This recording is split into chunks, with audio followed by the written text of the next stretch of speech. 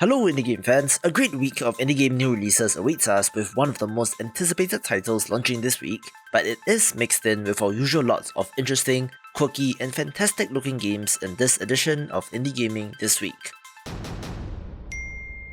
Let's begin with Out of Order, an adorable looking co-op title that is about working together to sort items and objects, starring very cute animals, and does have upgrades and progression systems as well.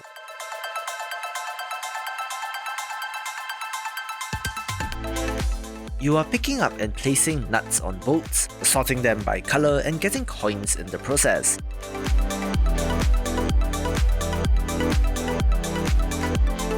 There are items and upgrades to purchase that makes sorting easier, and the developers talk about beating the clock in progressively more difficult levels, showing some degree of ingenuity in this genre since it doesn't always have to be about cooking.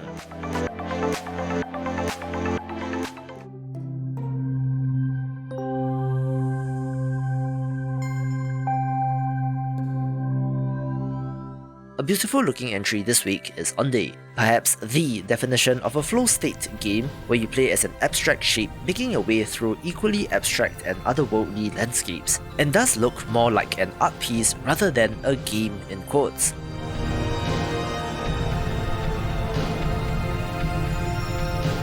However, if you've played and enjoyed titles like Flow or Flower, this might just be up your alley.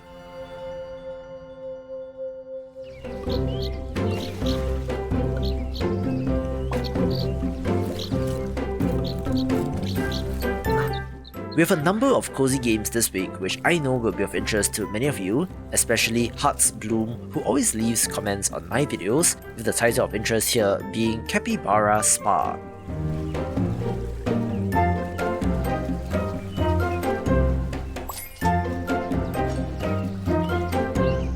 It is a time management sim that sees you building and optimizing a spa for capybaras, with a whole host of upgrades and additions to make it even better.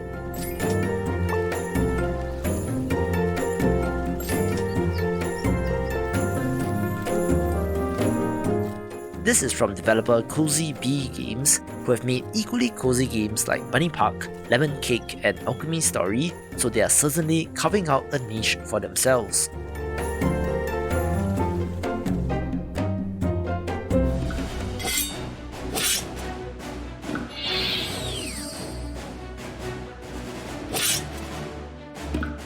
If you have watched my video on upcoming tactics titles for the year and were itching to play something, then may I recommend Telepath Tactics Liberated.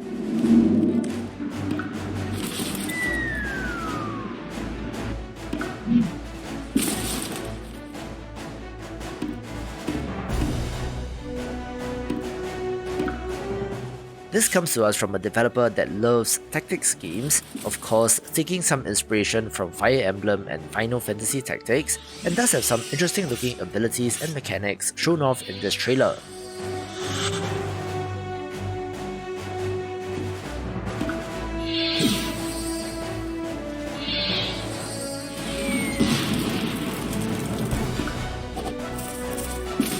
The story is a little generic, about sisters going on a quest to rescue their father and recruiting unlikely allies and defeating sinister villains, but if you're in it for the tactics action, it looks like a good bet for the week.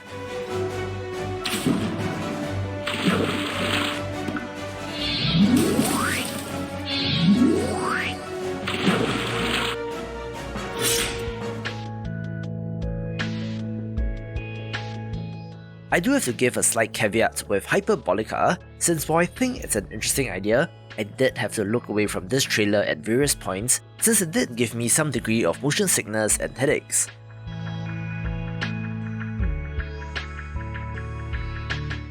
It is because this is a non-Euclidean adventure puzzle game about exploring a very strange world situated in hyperbolic space, which, in the developer's own words, is where lines can no longer be parallel, and there's the occurrence of things such as spherical space, where objects appear larger the farther away they are, and so on, giving me a headache in more ways than one, but an endlessly fascinating entry that looks very interesting.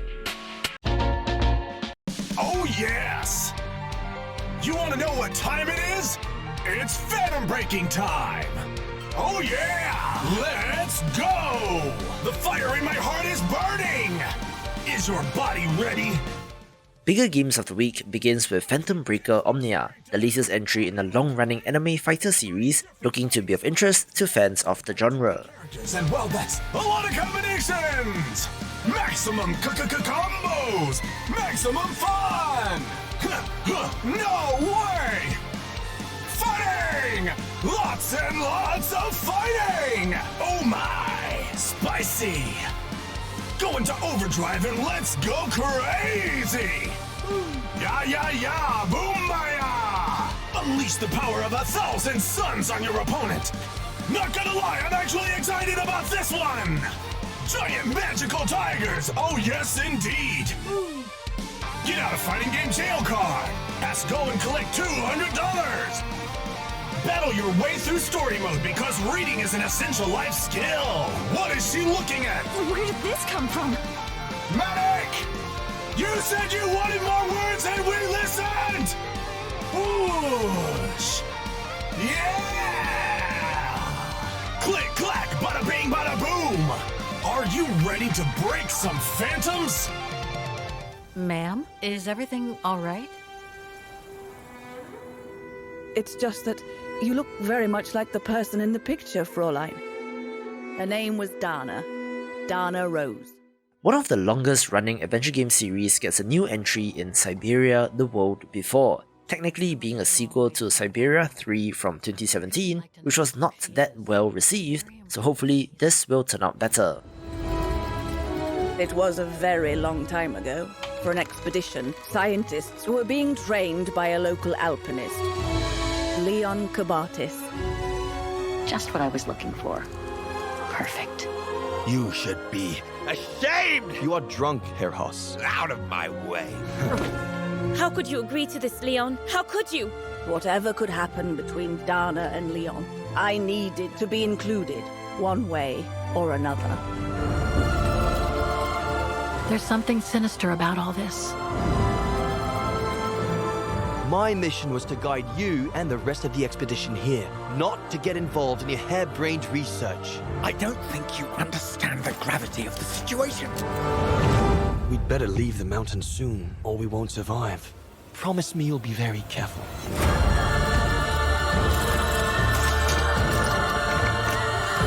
She left for an unknown destination. What happened, Dana? There must be a link between my mom and Dana, too. By the way, what is your name? Walker. Kate Walker.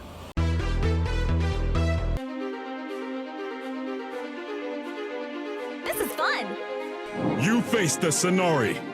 Smaller Games and Pods begins with the Switch release of Dark Deity, one that is very much inspired by the GBA Fire Emblem games and is a good game worth a play.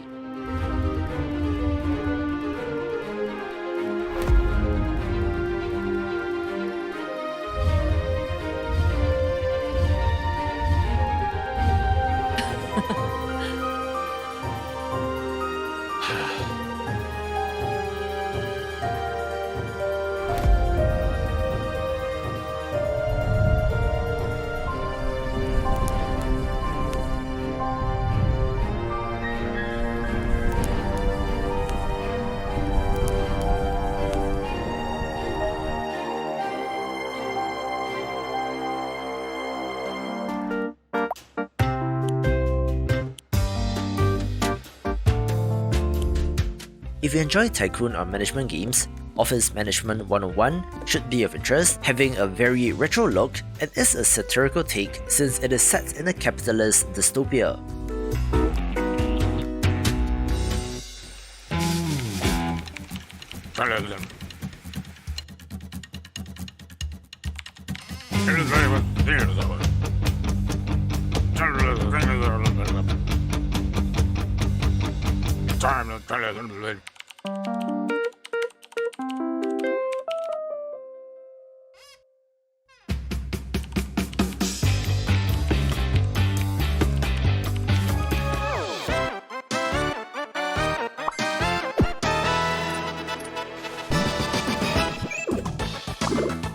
There was a time when games like Pompom were fairly common, where this is a real-time puzzle game like Lemmings, where you are placing platforms and parts in order to help Pompom the hamster get to the end of the level without direct control of the character itself, with a great pixel art look, so I am interested in this.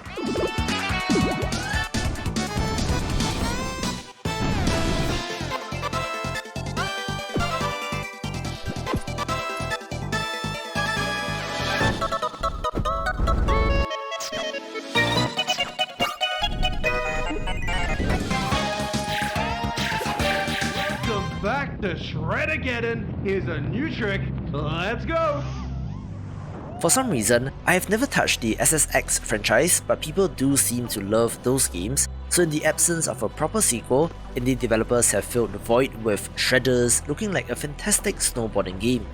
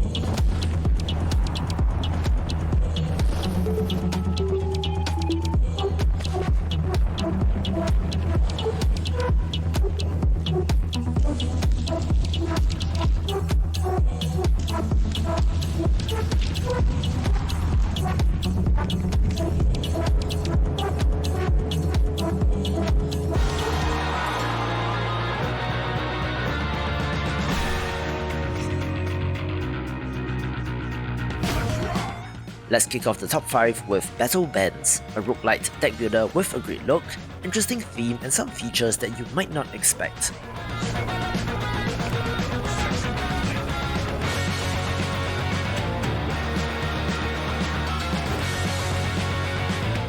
Firstly, there is online co-op support, where you and your friends each control a character, and secondly, this is not a turn-based game, but where you have to play the cards in real time, adding timing into the mix, which is very clever for a musically themed entry.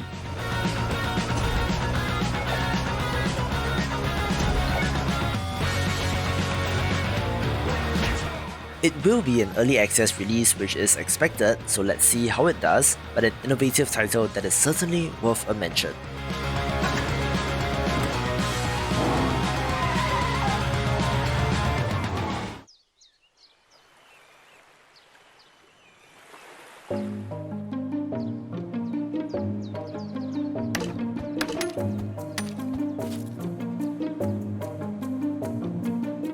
I've had my eye on the cozy life sim title Spirit of the Island, having covered it in my video on upcoming games like Stardew Valley, and here we are finally with the early access release.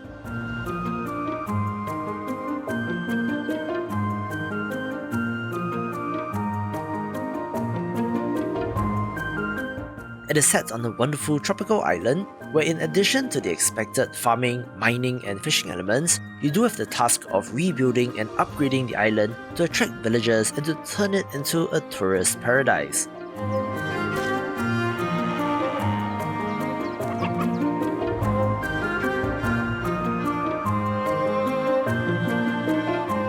This means that it adds tycoon game or management sim elements to this, while still controlling like Stardew Valley, which is interesting and does have a pleasant look as well, making this one to watch.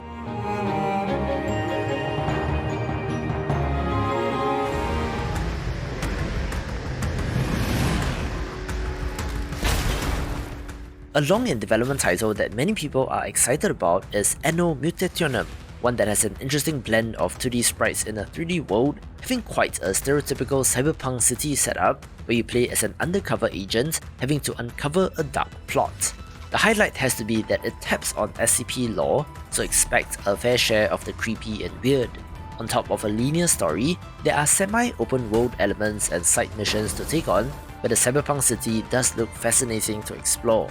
However, I've read your comments and noted that some of you said that the combat in the demo was not tremendously impressive, so perhaps approach with caution.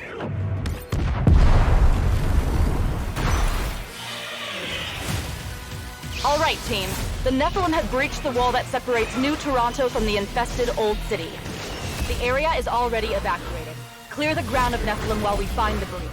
I'm so very excited for the beat-em-up title Dawn of the Monsters, in that it is about giant kaiju and mechs fighting with each other, so what's not to love? There are 4 playable characters, 2-player co-op and 35 missions, and it's a good team in 13 AM games who made Runbow as well as Way Forward.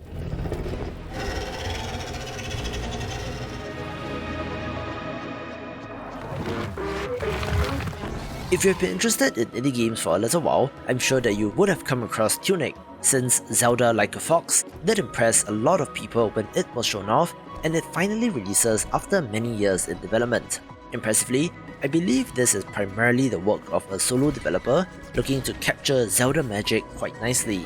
You know the drill: explore a mysterious island, fighting enemies, getting upgrades, finding keys, unlocking sealed doors and battling bosses, but based on what I know of this title, there's certainly a sense of mystery and exploration that is not explicitly told to you, so it may resemble Dark Souls in that way. I do love the low poly look as well as the soft lighting, but it should be a fairly challenging title, and for all the hype and expectations built up, it takes the #1 spot. For more upcoming games like Zelda, watch these videos and I will see you after the jump.